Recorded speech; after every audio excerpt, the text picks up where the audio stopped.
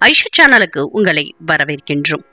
சித்திரை 1ஆம் தேதி இந்த நாள்ல நாம் பின்பற்ற வேண்டிய விஷயங்கள், பண வரவுக்கு செய்ய வேண்டிய பரிகாரம், செய்ய வேண்டிய சஷ்டி வழிபாடு, இதெல்லாம் பற்றி தான் இந்த பதிவில் தெரிஞ்சுக்க போறோம்.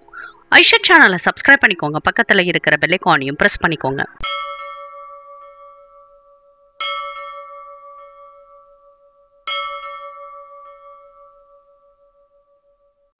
ஐஷா சேனல் அன்பர்களுக்கு அன்பான வணக்கங்கள்.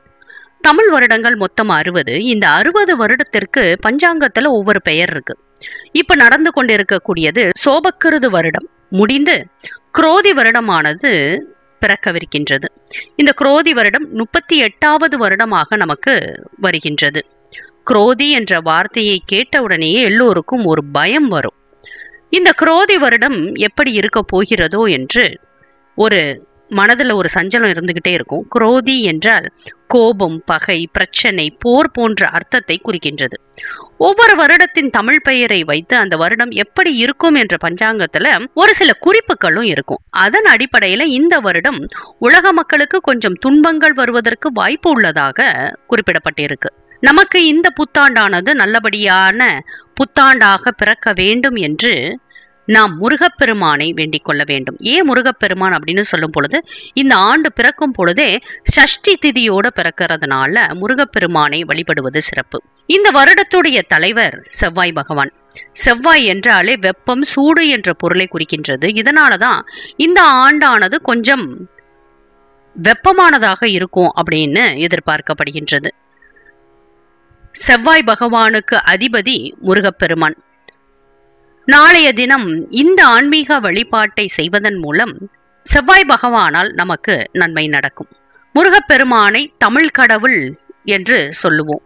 அந்த தமிழ் கடவுள் முருகனுக்கு உரிய சஷ்டி திதியில இந்த தமிழ் புத்தாண்டானது பிறக்கின்றது. இந்த ஆண்டு நிச்சயம் நல்ல ஆண்டாக தான் இருக்கும். நாளைய தினம் தமிழ் புத்தாண்டன்று அதிகாலை வேளையிலேயே எழுந்து குளித்துவிட்டு புத்தாடை அணிந்து வழக்கம் போல உங்களுடைய வீட்டுல தமிழ் புத்தாண்டை எப்படி கொண்டாடுவீர்களோ அதே போல வரவேற்று இந்த சஷ்டி திதி காலை நேரத்திலேயே பூஜை அறையில முருகப்பெருமானை சிறப்பாக வழிபாடு செய்ய வேண்டும். முருகப்பெருமானின் திருவுருவ படத்திற்கு செவ்வரளி பூக்களை வாங்கி போட வேண்டும். பூஜை அறையில வெற்றிலையின் மேல் விளக்கு ஏற்றி வைப்பது சிறப்பு. முருகனுக்கு உகந்த நட்சத்திர கோலம் போட்டு பூஜை அறையில ஓம் சரவணபவா என்று எழுதி சின்னதாக அரிசி மாவில் வேல் வரைந்து கொள்ளுங்கள். நம்மை காக்கும் கடவுளான முருகப்பெருமானை வீட்டில் வேல் வரைந்து புத்தாண்டை வரவேற்கும் பட்சத்துல இந்த வருடம் நமக்கு நல்லதே நடக்கும். நாளும் கோளும் நமக்கு நன்மை செய்யவில்லை என்றாலும் நாம் நம்பக்கூடிய முருகப்பெருமான் நமக்கு நன்மையை மட்டுமே கொடுப்பார். அந்த நம்பிக்கையில தான் இந்த வழிபாட்டை மேற்கொள்ள போறோம். நாளைய தினம் உங்க வீட்டு பூஜை அறையில வேல் வரைய மறந்து விடாதீர்கள். வரையக்கூடிய வேல் அடுத்த வருடம் முழுவதும் உங்களுக்கு பாதுகாப்பை கொடுக்கும். வீட்டில் வேல் வைத்திருப்பவர்கள் சிறப்பான பூஜைகளை வேலுக்கு செய்யுங்கள். பூஜை அறையில முருகப்பெருமானை நினைத்து இந்த வழிபாட்டை நாம் செய்து முடிக்க வேண்டும். பிறகு பூஜை அறையில காலையில கந்த சஷ்டி கவசம், கந்த குரு கவசம் ஏதாவது ஒரு பாடலை படித்து முருகப்பெருமானுக்கு உங்களால் முடிந்த நைவேத்தியத்தை வைத்து தீபதூப ஆராதனை காண்பித்து உங்கள் குடும்பம் நன்றாக இருக்க வேண்டும் என்று எல்லோரும் பூஜை அறையில நின்று பிரார்த்தனை செய்து கொள்ளுங்கள். நாளைய தினம் இந்த சஷ்டி திதியானது மாலை 4:30 மணி வரை இருக்கிறது.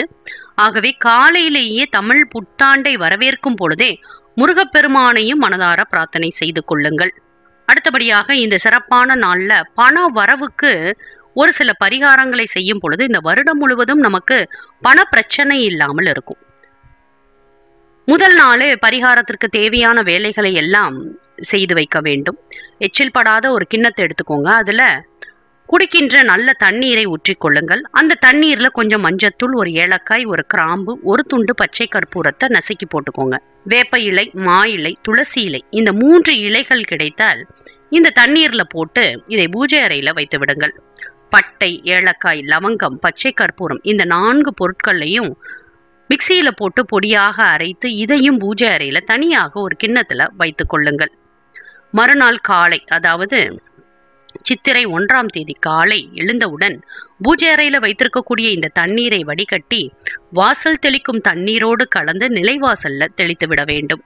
பண வசியத்தை ஏற்படுத்தக்கூடிய தண்ணீராக இந்த தண்ணீரானது இருக்கின்றது. பிறகு வழக்கம் போல அழகாக நிலைவாசலை அலங்கரிக்க கோலம் போட்டு விடுங்கள். உங்கள் நிலைவாசல் காலுக்கு பக்கத்துல மகாலட்சுமியின் பாதங்கள் 2 வரைய வேண்டும். சித்திரை முதல் நாள் வீட்டிற்குள் மகாலட்சுமியை நாம் அழைக்க வேண்டும். இரவு வாசம் நிறைந்த பட்டை, லவங்கம், ஏலக்காய், பச்சை கற்பூரம் சேர்த்த பொடி தயார் செய்து பூஜை அறையில் வைத்தீர்கள் இல்லையா, அந்த பொடியை நிலைவாசலுக்கு வெளியிலிருந்து வீட்டிற்குள் உள்பக்கமாக தூவிவிட வேண்டும். நீங்கள் போட்டிருக்கக்கூடிய மகாலட்சுமியின் பாதத்தின் மீது கொஞ்சம் இந்த பொடியை தூவி விடுங்கள். இந்த பாதத்தின் மூலமாக நீங்கள் தூவிவிடும் இந்த பணவசிய பொடியின் மூலமாக நாளைய தினம் மகாலட்சுமி உங்கள் வீட்டிற்குள் வருவதாக ஒரு நம்பிக்கை. இப்படி வருடப்பிறப்பின் முதல் நாள் அன்று பண வரவிற்காக இந்த பரிகாரத்தை நாம் செய்யும் பொழுது மகாலட்சுமி தாயார் நிரந்தரமாக நம் வீட்டில் வாசம் செய்வதோடு இந்த வருடம் முழுவதும் நமக்கு பணப்பிரச்சனை இல்லாமல் இருக்கும். 14/4/2024 ஞாயிற்றுக்கிழமை காலை 7:50 மணியிலிருந்து 9 மணி வரை நல்ல நேரம். அப்படி இல்லை என்றால் 10 மணி முதல் 11:15 வரை வழிபாட்டை செய்ய ஒரு உகந்த நேரமாக சொல்லப்படுகின்றது.